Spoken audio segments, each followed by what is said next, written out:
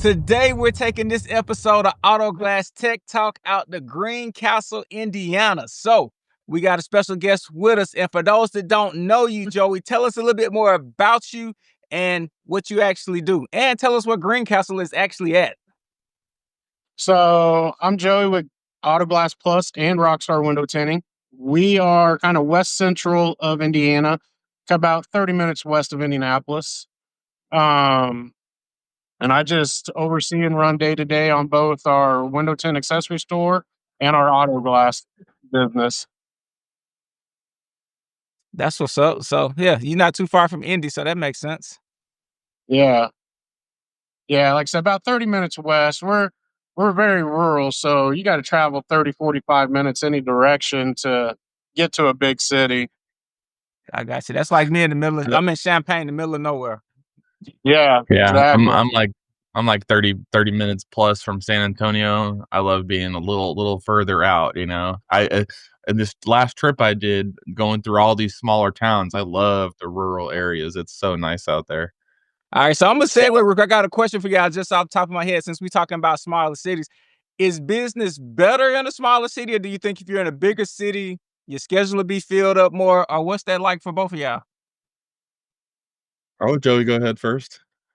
All right. So for me, like I said, being that we're very rural, I think it's a little bit of a challenge being in a smaller city because everybody in our area is used to go 30 minutes out of town to not only get something serviced, but go out to eat, to go shopping, stuff like that. So getting those people to stay in town and not take their glass work or their tint work with them while they go out with their family is tough. That's always been a challenge for both businesses. But I do feel we do get a better quality of customer being in a smaller area. We're not bombarded with that price driven customer. So we get people that actually appreciate the quality and the safety and, you know, us putting our heart into it. There you go.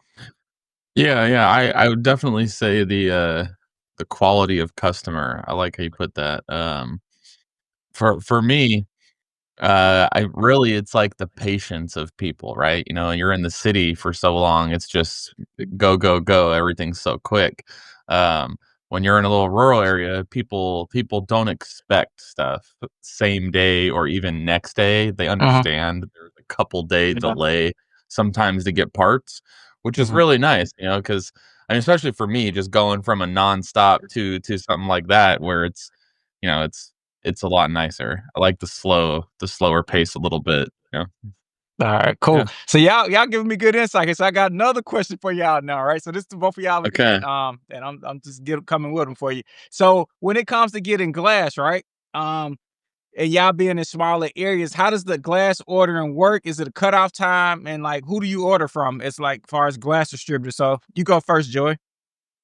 So we order primarily from Pilkington and PGW. Okay. They're both about an hour east of us. Okay. Migrant, we would love to do more business with Migrant. They're about 30 minutes east of us. Okay. But they won't deliver to us, which it's literally like 27 miles and it's 4 turns and we're on a highway. So it's not like we're hidden and hard to get to. Right. But with the way their route is set up, we have to do will call a Migrant, which stinks. But usually our order cutoff, I believe, is around 3 to 4 o'clock for same night delivery. And then, we just come in next day and glass is here because they deliver after hours here. So usually around 9 or 10 o'clock at night, we get our glass. Okay. Nice. So, for me, I have a PGW and Migrant. So PGW will come up to my area every night. Migrant will come up once during the day and once at night. So I'm fortunate that I'm on the path of like multiple other smaller cities. So I get like the little quick drop bys. So that's pretty easy for me. But yeah, you know, going back to your Migrant situation, the routes they do are really weird sometimes where, you know, even though that warehouse is closer to you, dude, they Yeah. still end up sending from another one just because of their routes and the way that they plan stuff. It's a little weird sometimes. I know it's a little frustrating too.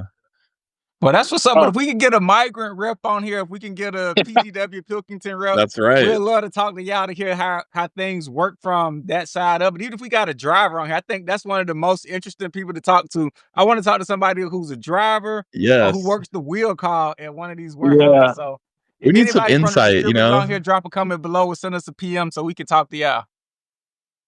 Okay, Joey, what's the story behind getting into Autoblast? So I'll kind of give you a abbreviated version of my professional career. I'm 41 years old.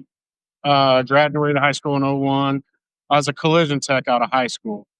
Did that for a few years. Same thing. I had to drive out of town to go to work. It got redundant. I had a baby. I didn't want to drive and miss those hours. So I took a job at an accessory store, just doing like radio installs and speakers and bedliners. And then I kind of excelled at that.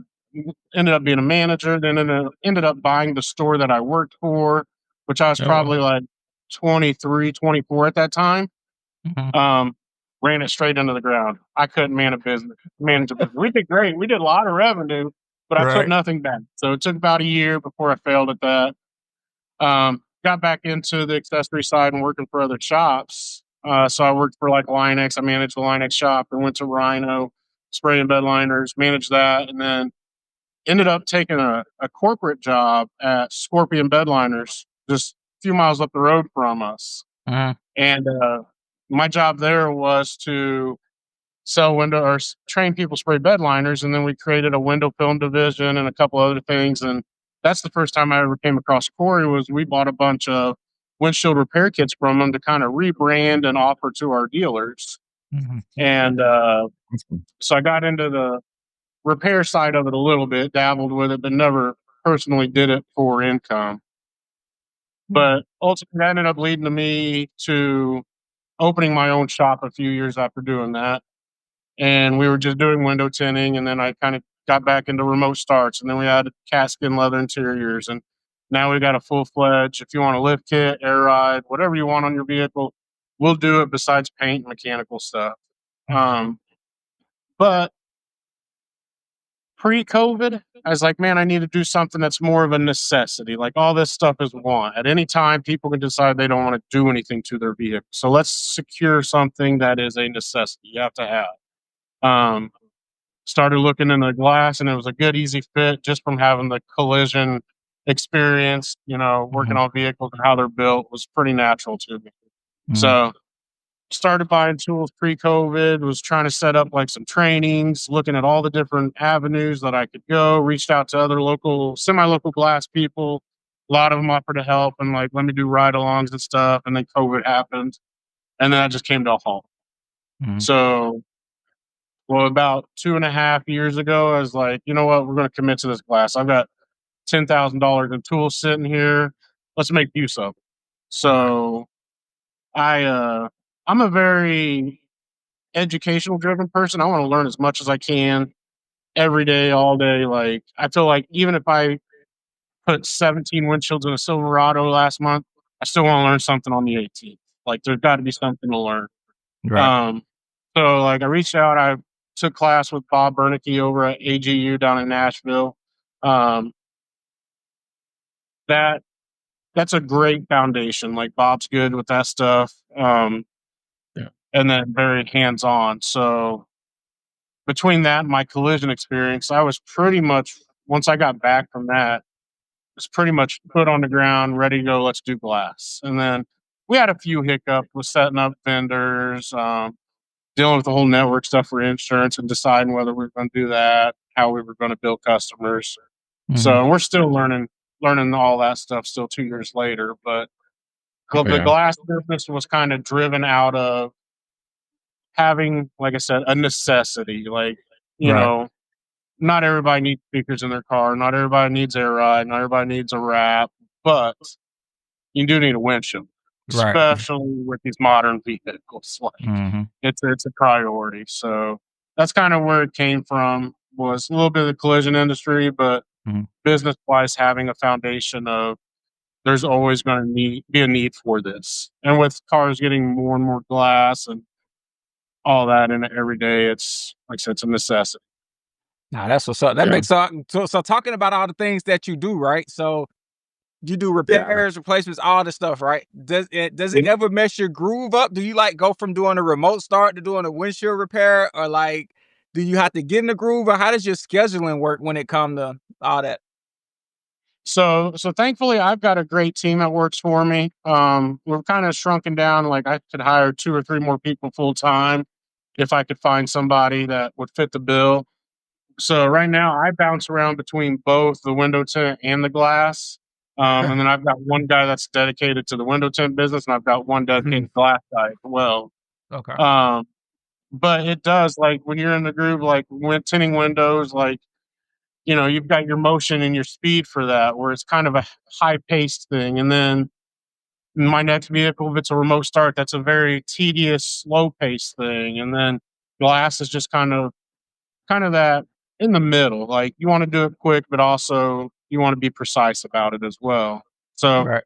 because a lot of our glass, probably 90% of it is in house in our shop versus mobile. So we do a Okay. lot more brick and mortar installs than we do mobile installs. That's what's So up. okay, so that was one of my questions. I got it's a kind of a two. So you do mobiles as well as in shop work, but it sounds like most of it's in shop. Most of it's in shop. Pretty much anything local is in shop. So the first year I played it safe. We didn't do any heavy equipment. We didn't do semis. We didn't do any mobile work. We just wanted to make sure we could learn and do as much as we could in house, where we have all of the tools and resources available. Last thing I wanted to do was send my guy out to a house and us not have something on the van or not have experience with that type of vehicle. But yeah, so about this time last year, we bought a van and jumped into the mobile, and it's starting to grow. I mean, I feel like every month we add a slight percentage. It's getting more and more mobile, but it doesn't take away from our brick and mortar. It's just an additional customer. I got you. Okay, nice. Um, so going off of the making sure you got all your tools and everything, trying to be as well prepared as you can. Is there anything that you thought was one way but turned out to be totally different in the auto glass side of things? Man, calibrations, calibrations, and you know, I 2 years ago I was scared of anything other than a mirror attached to a windshield. And I'm like, oh man, there's all these things up there, but then at the end of the day, you got 3 items, or so you got your mirror, your camera, condensation sensor, maybe a light sensor, something like that for auto headlights. But like and I mean, calibration, don't get me wrong, they're still tricky. There's a lot to them, but just even getting started in it. Because our first year, we contracted out our calibrations to a mobile company, and that's all Okay. they did. They didn't do install, so we didn't have to worry about that. They just would show up and do our calibrations. And then I was fine with that. I loved it because we didn't have to mess with it. We just do the glass and they knock it out and we bill them and we make our money. But Yeah. going back to that dotting I's, crossing T's, and making sure we're doing everything right, the downfall was they couldn't do a pre-scan until after we did our install. So if there was an issue, ultimately it would have been hung on us, even if it wasn't our fault. So I got Yeah. into calibrations, doing them in house, kind of, I don't say accidentally, but it wasn't something I was ready to do. I got online, I was looking for a scanner just so I could do pre scans for them before they came and do our calibrations. And then Altel had a crazy deal on a complete setup that it was silly not to buy, and we just jumped into it. But Nice. yeah, and then I guess one other thing that I thought would be more was the support on the calibration side of it. Like that's you got techs and you got tech support that will help you with stuff, but like actual hands-on training and diagnosing, like that's the tough part to me. Yeah, yeah, diagnosing's definitely that's what really catches people up. It Yeah, goes back to the same with like some of the older guys when you first started out. I mean, we had different doors like old Celicas and the old Subarus that have, 4 or 5 different little twists that you got to put back in the door. That was like our early diagnosing was, how do you put it all together? What goes Yeah. where? Yeah, yeah, that's very cool. All right, so I got a question for you, right? So you got an auto glass, right? And so this is a big one for me coming from the repair side of it, right? And a question I always ask people when I meet them at auto glass: what urethane do you use, and what made you go to using that urethane? So we started with Sika. That was the first one that would come out and do a certification for us. So, um, and it was great. I used it for about 3 or 4 months when we first started. Mhm. And then, like I said, this was a couple years ago. So I still leery of like the COVID issues of supply chain issues. So I was like, Mhm. man, let's get certified in Dow. That way, if something happens and we can't get Sika, Mhm. let's use Dow. So our Dow rep came out. He's a fantastic guy. Um, did our certification. He was a little more in depth and personable. Like he wasn't just, hey, here's your test. I'm going to help you answer it. And here's your Mhm. patch. He was more question asking and involved in it, and built quite a bit of relationship in like the 2 hours that he was here. So from there on out, we've been Dow for the past 18 months or so. Okay. We use the Express 30 on 99% of our installs. Okay. Um, it's I look into having other urethanes like slower cure times and stuff like that. And for the price difference, it wasn't justifiable just to carry 2 or 3 different Mhm. setting ones. Because we started doing a lot more body shops and stuff, and they don't need a 30-minute urethane. Right. But just so I know that the guys have it on the van, they know how to use it, they know the process. It Mhm. it worked for me just to keep that as our main urethane. There you That's go. pretty cool. So I got a two-part on that one too. So, Okay. first off, very happy and, awesome and to hear that you have such a good and you built such a good relationship with your urethane rep in such a short time. I think that's Yeah. really important, and, it's, you see it more now. Some of the guys are really coming out and spending time with shops, and it's important to know your product and know your customers. Um, Second, actually at the body shops, there's a lot of vehicles that require a 30-minute product. Like Toyota, for instance, if you're gluing a new Toyota product on, they have a list of like 3 different 30-minute and I think maybe 1 hour product that you can use, Mhm. but there are some requirements for body shops as well. Just a tip for anyone, just a little, you know, There fact you of go. knowledge for no reason. So, Yeah. yeah. So Um, Go ahead. so I got a question for you now. So doing replacements, and all that, what are some of your, so even if it's windshield repair or replacement, since it's all auto glass, what are some of your go-to tools like that you use? So, man, like when I started buying tools before we started doing glass, I had it in my head that I was going to use my extractor every day. Because I did have one of the shops I worked at before I went to the corporate side. I had a little bit of glass experience, but it wasn't proper. Mhm. Like literally, my only tools that they gave us was a fine knife, a long knife, and a windshield jack. Okay. And like that same long knife you cut the bottom bead with, that's the same knife you trimmed your urethane with. And nobody even taught me how to clean glass properly or like Mhm. prepare the pinch weld. It was just, stick it back in there. And Mhm. looking back, like we did have a lot of comebacks and they always blamed it on bad urethane, but now I see that it was the process. But so I was like, man, I'm going to have to get an extractor. I need cold knives. I need all this stuff. We rarely touch a cold knife unless it's an obliterated windshield. The Mhm. extractor, man, I'm selling my first blade that I put in that thing. Like we're gentle with it or we don't use it as much as other people. But we live by the orange bat and P5 or P8 string is our go-to in that. And then sometimes we'll load up on the Swift string. Mhm.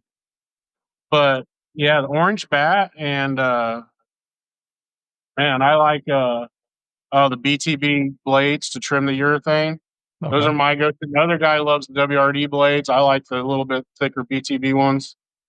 But that's it. Like that's our every install and removal is what we use. There we go. Well, I appreciate that. And anybody who else is watching, drop a comment below on what some of your go-to tools are, because I'd be very interested to hear that. And even Drift, what's your some of your go-to tools, man?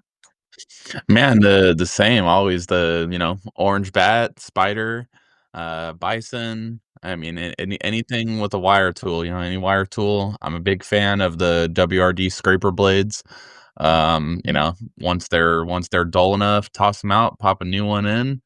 I mean, I'm simple now. I got my wire tool, my scraper blades, and I mean, that's about it for me. I can manage with all that. The other stuff's all my little hand tools here and there. Yeah.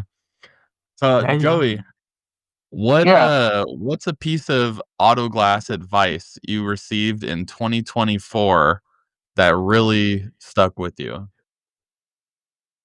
Man, I don't know. That's the tough thing about this industry is even getting advice from people. And it's not just like social media people, like in the groups and stuff, but like that's one thing I learned is like a lot of people, it's very tight-lipped. Like, and you got people that are going to tell you how they do things different and stuff, but it's a very judged industry when it comes to talking to other professionals, even at like Glass Week. So, um, but man, that's a tough one. Advice. What's I don't advice you know, would give somebody? Yeah, man. I like that. My advice that I would give somebody, and this is not just going to be glass related, but I'm a very introverted person. Like if you see me in public, like I don't talk to people. Even like Glass Week, I'm guilty of this. Like I'll walk by Corey's booth, I'll say hi, Corey, and that's it, and I'll move on. Like I know Corey's a great guy. Delta's awesome. That's what we use for our chip repairs is all Delta kit stuff. But I've found out my advice is when I do get out of that show and I do shake hands with people and I do talk to people directly, like the reward from that is phenomenal. And it's not like, hey, I'm shaking his hand. This dude just hands me $200 to go do something. It's I made that impression. They're going to remember me more versus being the guy that just says hi and walks by. So my advice would be just be open, be direct, and talk to people. Like a lot of people are afraid to talk to people. Like I said, I'm an introvert. I'm afraid. It's not that I'm afraid to talk to people. I just don't like talking to people. I like to stay busy and do my thing. Like even with the businesses, I try to stay in the back. Like I thrive in the shop. Like I am a technician at the end of the day that just fumbles through owning two businesses. Like I said, my manager up front, she runs both businesses. She's the face of it. And she excels at that. Where like me, I just hurdle up and get quiet and yes and no people. So here we go. So since I know you, right, and I follow you on social media, right, no one would ever believe what you just said. Oh, I know. I see you on social media, boy. You are active on social media. You the life of it. I'm like, this got a life of the party. But I get what you mean, being a people's person, being an introvert and stuff. But yeah, but if you saw your social media, you'd be like, oh shit, he's nowhere near what he's saying. But it does make sense. Yeah, no, and part of the being quiet when I'm around other people in public, like I said, whether it's a Glass Week or another show or something like that. Like I said, I'm always learning, so I'm always trying. I'd rather listen and learn something, and then talk and lose the opportunity, to potentially learn something. So even though I'm not talking, I'm always paying attention. That's a good advice right there. So I'm gonna summarize what you say: be in learn mode at all times. Listen more than you speak. You'll go a long ass ways from just that simple thing. So appreciate you on that, man. And before we be mindful of your time, before we get you out of here, we do this section. This is a new section for Autoglass Tech Talk for everybody, right? And for you, we do this thing that's called show us your swag or send us your swag, right? So when you got customers, what do you leave them with for swag, or what do you got for swag? Man, so on the Autoglass thing, we don't have really a lot. We did get shirts made. So like these were our last year's shirts. Our new ones are being made now. So like we just like to do fun stuff. So we did a D logo for Autoblast Plus. The Rockstar side, like I said, on social media, I'm a loud out there person. I'm trying to translate that into every day, but like we just had these awesome little stickers made with my face on them. Okay. Shirts are being made with that. Just, fun stuff. I love fitted hats. I'm a hat snob, so we do tons of hats, but even things like everybody gets a keychain. So we got Rockstar keychains. Even if it's an Autoblast customer, we'll get them an acrylic keychain on there. But like I said, me and Corey were talking before we got started, kind of, I haven't relied on Autoblast, so I haven't pushed it. I haven't marketed. It's just all been residual from Rockstar. But like this year is my year that I'm going to focus on the marketing side of it. Last month was the first month I went out. I had notepads and pins made, and kind of going grassroots with it. So, there you go. Starting once we get through the tax time rush of window tint, I'm going to start personally going out and visiting accounts and fleet accounts and stuff. Because social media is great. Like you can get out there and get in front of a lot of people, but going out there with your feet on the ground, you're going to get in front of the people that you want to be in front of. So it's going to be more direct. So I feel like I said, after March and middle of April, go out there. Both of you guys, give me your addresses. I'll send you all kinds of goodies. We're always got something, even koozies, all kinds of stuff. There you go. So I'll take a swag bag for sure. Yeah, we'll take the swag bag. And anybody else that want to send us some swag, if you want to be featured on the show with your swag, send it to us. We'll put that. We'll PM us for your addresses and all that little bit. And Joey, we really appreciate you for your time, brother. Will you be at Autoglass Week this year? This year's going to be the first year I miss it because it falls on the girlfriend's birthday. So traditionally, I compete in the tent off on the tent side of it every year. And this is going to be the first year I've missed it. And probably 9 years. So, wow. Well, we won't see you in Reno, but we appreciate you for joining us, brother. And as the show gets closer, we would love to have you back on to actually talk about what it's like competing doing the tent. So we appreciate you for your time, brother, and hope you keep crushing it. And we hope you crush your goals. It's actually growing the replacement side of the business. And it's been really great to hear your story and hear what you got going on and where you're trying to go. So thank you, and we appreciate your time, brother. Hey, thanks for having me. I enjoyed it. All right. Appreciate it.